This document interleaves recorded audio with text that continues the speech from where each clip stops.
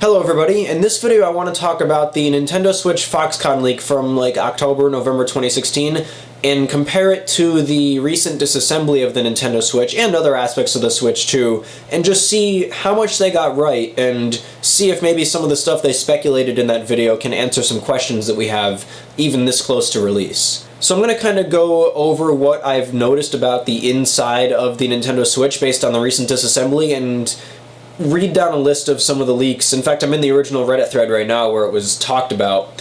So if you look inside the Nintendo Switch, you'll see that it's very, very neatly put together. This is very different from other Nintendo systems pretty much ever. Nintendo's always been kind of sloppy putting their systems together. The only one I can think of that was pretty well put together was the GameCube, but the rest of them, the stuff was just kind of thrown in there, and I know that's weird to think, like with the Wii U and the Wii were pretty slim, but they definitely weren't modern looking on the inside. This looks very well put together. In fact, I would probably put a bet to say that Nvidia had more say designing this thing than Nintendo did. So I'm going to take a look at the chip right here. If we look at the chip, this actually looks remarkably similar to the chip that's inside of the Nvidia Shield TV, the current version, not the old version. And the chip that one has is a revision of the Nvidia Tegra X1 labeled A2. And it looks to me like this one also has that A2, so what we're actually getting inside the Nintendo Switch is a revised Maxwell X1. Now we can tell that this thing's heavily customized just by looking at it. It looks pretty different from even the other chips, but you can see some of the similar markings in this chip that are very similar to the Shield TV. Now in the original Foxconn leak, it said that the CPU for the Switch was an estimated ARM A73 Pascal that was much more powerful than the X1. And the reason I think that they guessed this as opposed to maybe an A2 or a revised X1 is because of this marking on the Switch's die. If you take a look there, it says PA in the icon there. Maybe this had to do with some benchmarks they were doing or what they were loading up, but I think this right here may be what caused them to think that it had Pascal inside of it. Now, keep in mind, Pascal's just a second generation Maxwell, so the performance level is going to be the same. The only thing that is improved with Pascal for this is cost and battery life, or efficiency, I should say. Now, if you take a look at the Switch, it has the first thing that you notice in the cooling besides the fan is that big L-shaped heat pipe. Now, what does the original Switch Foxconn leak say? It says you can see the 5 by 0.8 centimeter heat sink from the vent on the 0.8 centimeter width. Yeah, it's Chinese translation. 12 centimeter L-shaped heat pipe. Looks quite shabby, but heat performance is really good. So, that pretty much matches up perfectly with what they said in the Foxconn leak. So that right there, you can't just guess something like that just out of nowhere. So this shows that Foxconn leak from October 2016 is definitely legit, but there's more. What else that said?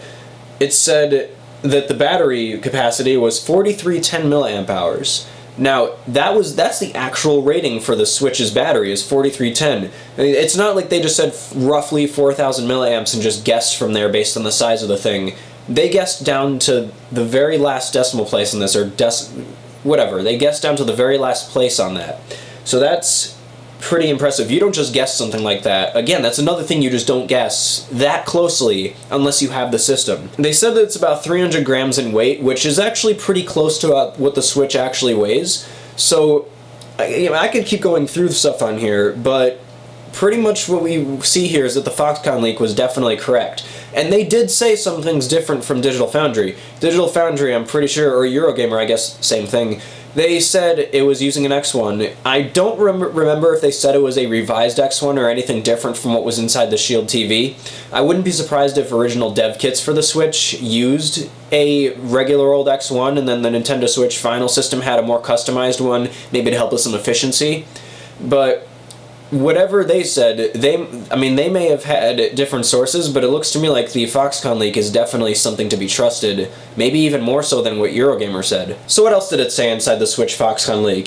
Keep in mind, this was before the Joy-Cons were shown off in detail, but it said that there's two shoulder buttons on each Joy-Con labeled SL and SR, and that it's very complex on the inside.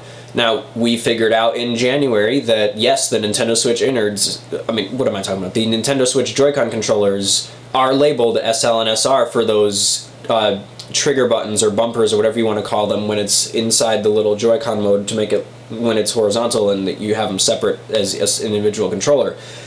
And they are right about it being complex on the inside because it has a very complicated vibration system. The HD rumble is what they call it. So it's interesting to see just how much they got correct in the Foxconn leak, which definitely leads me to believe that they had the system that early on. Or I guess it's not even that early on, but it was around the time that the system was just shown off. So, you know, they might have just started production on the thing then, and they already gave us those leaks. Another interesting thing about the inside of the Switch, though, that I didn't really touch upon earlier was the fact that everything's kind of modular. If you look at each individual part, they look like they connect via connectors and they're not soldered directly to the motherboard. And that's very unusual for a game console, especially a handheld tablet-like console like that.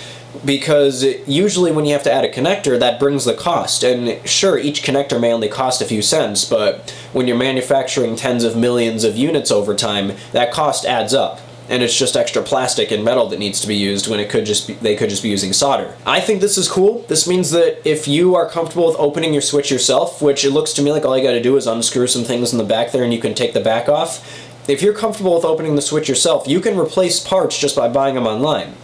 Now, back when I was like a 10th grader in high school, which was a few years ago, 2010 to 2011, I did manage to replace a few parts in my original Wii by myself. It was pretty easy. I had to replace the disk drive and I think something on the motherboard. I forgot what it was, but that was actually pretty easy. Even though it's a pain in the dick to get inside those older Nintendo systems, and yes, I do count anything older than the Switch as older Nintendo systems, they were still fairly easy to fix and replace parts in compared to other systems. I mean, the original Xbox 360 was a huge pain to get open. So yeah, I know I kind of blabbed on there. I just wanted to kind of talk about this, and I know it's a little bit late. This, you know, disassembly was done last week, but I just wanted to give my thoughts, and I'm sure some of you were curious. Leave some comments talking about this. I'm always curious to see what my viewers have to say about the contents of my video, so definitely, like, leave some comments about the inside of the Switch, what you think.